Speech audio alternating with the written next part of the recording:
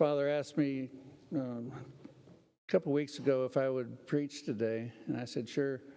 And I looked at the readings and I kind of chuckled. I know some of you have heard my answer machine, but I'm going to share it with you.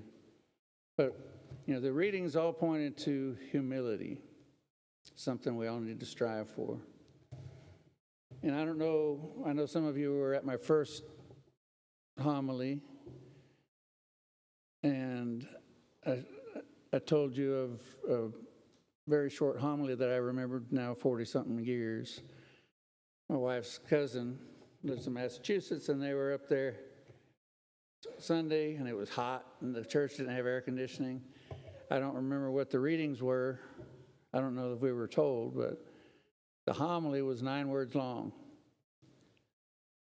It's hot today. Hell's hot too, so be good. It told the story, and it lasted for 40-some-odd years. I remember it.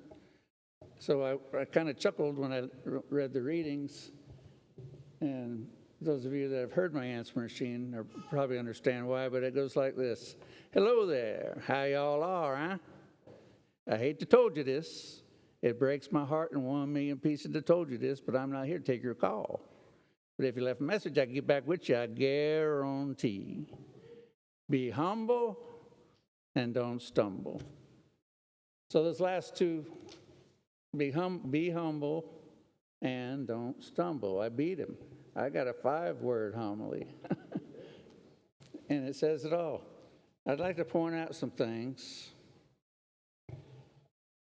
that we've heard to make you think, keeping humility in mind. I want you to, let's see here.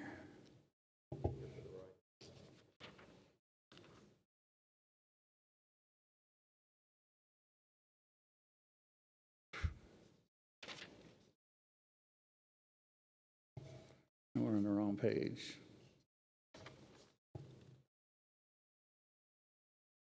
Yes, okay. I want to read this to you. Again, I want you to think if it sounds familiar. You have approached Mount Zion, the city of the living God, a heavenly Jerusalem, and countless angels in festal gathering, and the assembly of the firstborn enrolled in heaven, and God, the judge of all, and the spirits of the just made perfect. Can we tell what this is painting a picture of yet? Well, close. Very close. And Jesus, the mediator of the new covenant. I'm going to ask a question here in a minute, and the sprinkled blood that speaks more eloquently than that of Abel. Abel's blood cried out to God for justice. Christ poured his blood out for mercy. If you look and go through it again, you can see that this is describing what's going to happen here at the table. It's describing the Mass. The new covenant. Does anyone know what the new covenant is? Anybody? One word?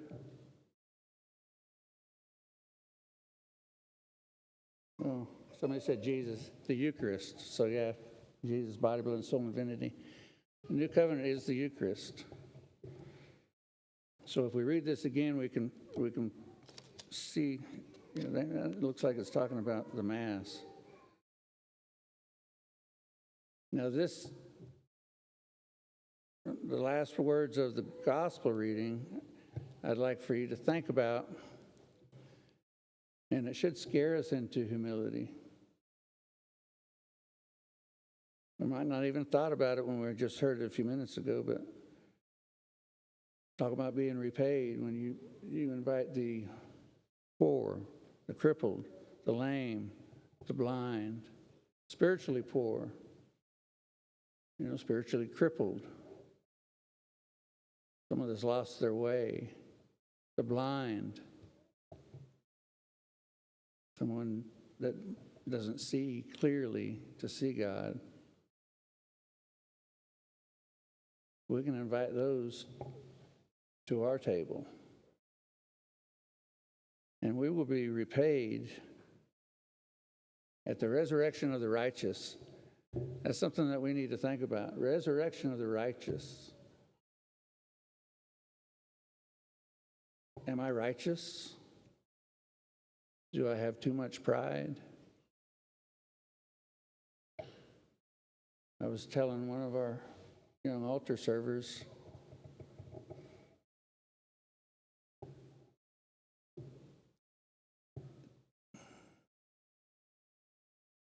I'm sorry.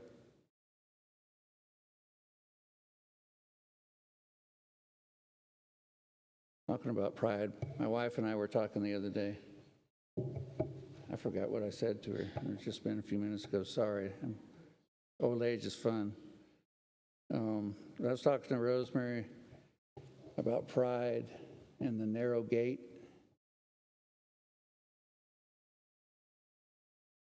If you recall the reading, the rich man, what do I have to do to get to heaven? And after Jesus tells him what he's got to do, he goes away sad because he didn't want to give all his stuff away and come follow him. And he said it's easier for a camel to pass through the eye of a needle than it is for a rich man to get to heaven. Well, the eye of a needle back in Jesus' day was an entrance inside the walls of Jerusalem, and you had to humble yourself to go through it. You had to bow. It was a short doorway. So you can imagine taking a camel through that. They have to take everything off the camel, and the camel's got to go through on his belly. So picture that narrow gate, and we have to take everything off to fit through it. Now, I know I talk about pride a lot, which I think is important, but here we're talking about the opposite of pride. But let's say that pride is just a big bag on our back, and we're so used to carrying it, we don't even realize it's there. And then we look at this little narrow door. Oh, what am I going to do with my pride? So we might as well get rid of it now. That's what I told her. You can't get to heaven with it. I'm sorry for me forgetting, but that's what I told this young lady. You can't get into heaven with pride, so get rid of it now. And then we need to work on our humility. I know we didn't hear this, but I'm going to, the last words of the first reading, alms atone for sin. So almsgiving is giving of ourselves either through our working hands, our prayers, our finances, to help the poor should be something in our hearts we want to do, even if we don't have to atone for sins.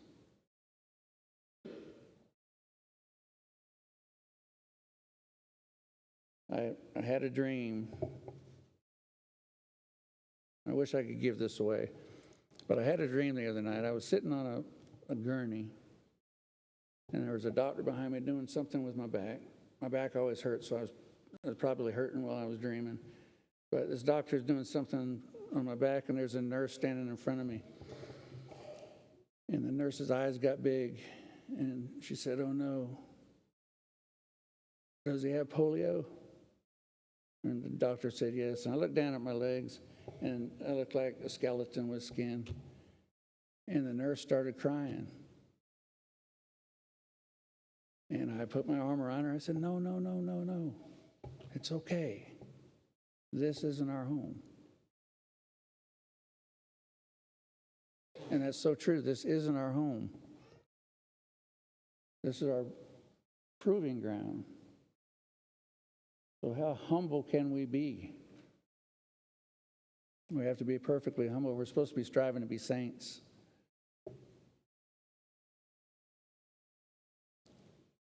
We get our marching orders at the end of every Mass to go in peace and love and serve our Lord, but do we forget that we, as Catholic Christians, need to spread the good news? Do we do that? Do we have too much pride to where we're embarrassed to talk about it? We need to address that if that's the case. Or we judge, he would never go, I won't ask him. Not affording them the opportunity to be here in the presence of God. So, this is Deacon Mark challenging you to go out and spread the good news and to bring the hungry, the poor, the crippled, the blind to this feast. Give them the opportunity to witness what goes on here. And then this, we will be repaid at the resurrection of the righteous. Won't be so scary.